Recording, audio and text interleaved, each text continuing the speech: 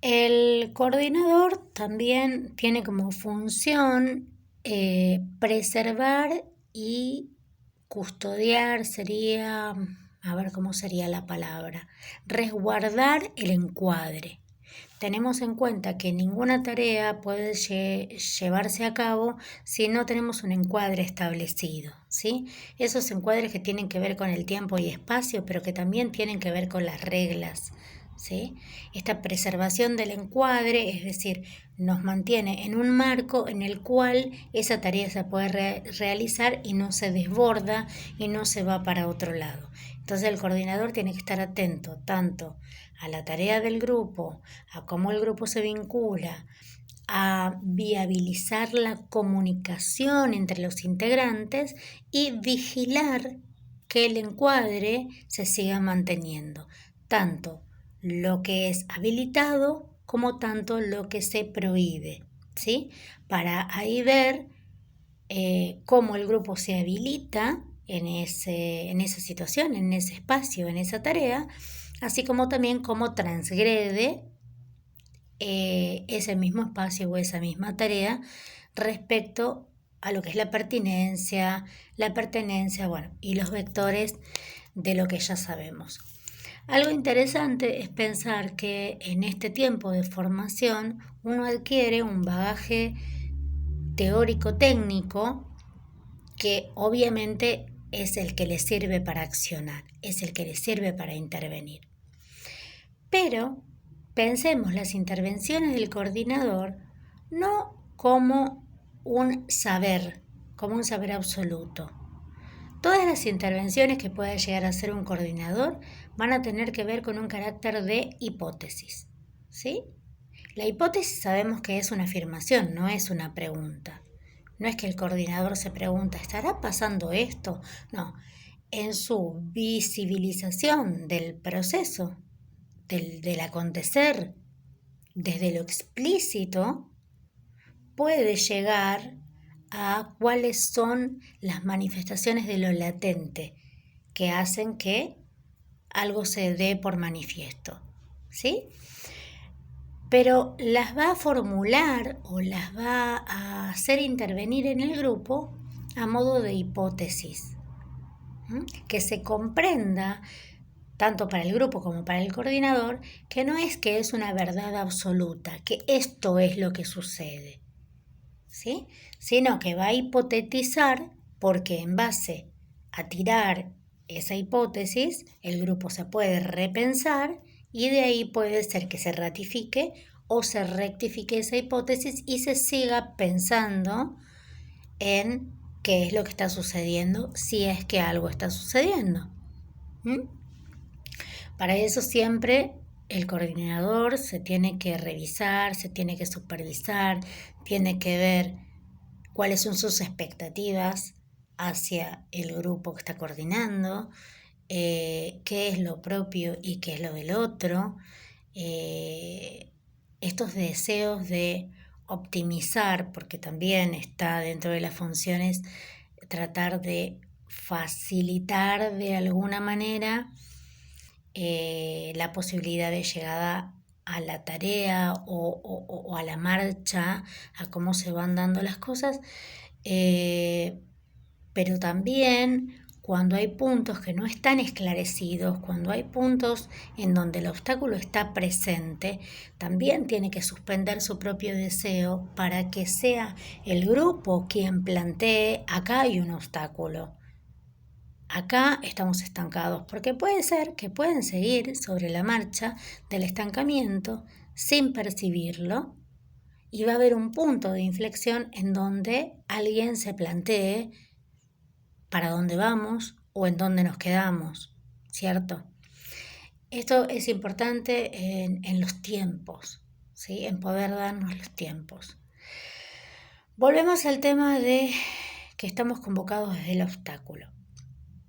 Entonces, desde la técnica operativa sabemos que hay dos tipos de obstáculos, los obstáculos epistemológicos y los obstáculos epistemofílicos.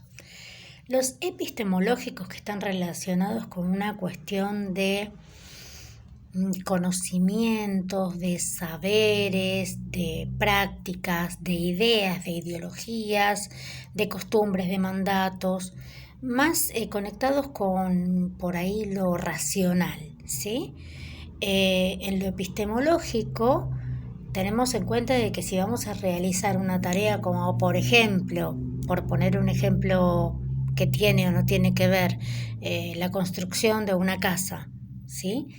Y no tenemos las herramientas suficientes o hay un par que tienen un par de ideas de cómo se construye una casa, o cuáles son los elementos que necesitamos para construirla, va a haber un obstáculo epistemológico en el sentido de qué materiales necesitamos, por dónde tenemos que empezar, ¿sí? ¿Se entiende esto? Y muchas veces hay cuestiones que no sabemos, que no conocemos. Entonces esas cuestiones tenemos que ver de qué manera podemos llegar al conocimiento de esto. Seguramente dentro de los integrantes va a haber un compartir de opiniones y de saberes que van a engranar o van a entramar esta posibilidad de sobrellevar ese obstáculo epistemológico.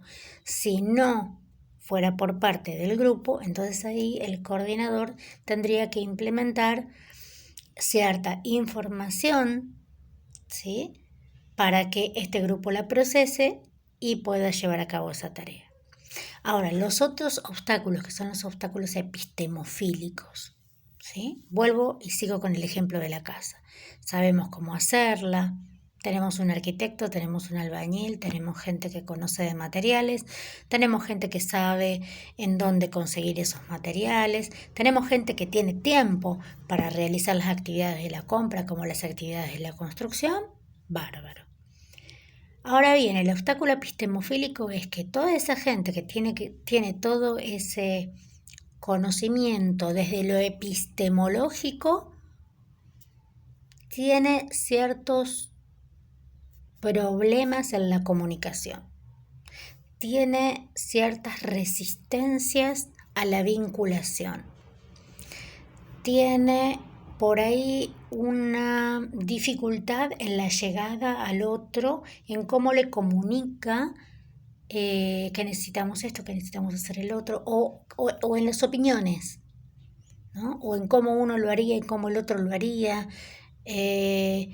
Bueno, ahí está el obstáculo epistemofílico, que realmente es el obstáculo central, digo, en todo grupo, ¿sí? Que es este que tiene que ver con los sentimientos, que tiene que ver con las emociones y que tiene que ver con las situaciones latentes, que tiene que ver con las situaciones inconscientes, que tiene que ver con el miedo a la pérdida y el miedo al ataque, que tiene que ver con esto de incorporar lo que el otro me dice o incorporar al otro dentro de mi mundo para poder llevar juntos a cabo una tarea, sabiendo que uno solo no puede, ¿sí?, que lo necesitamos hacer en conjunto.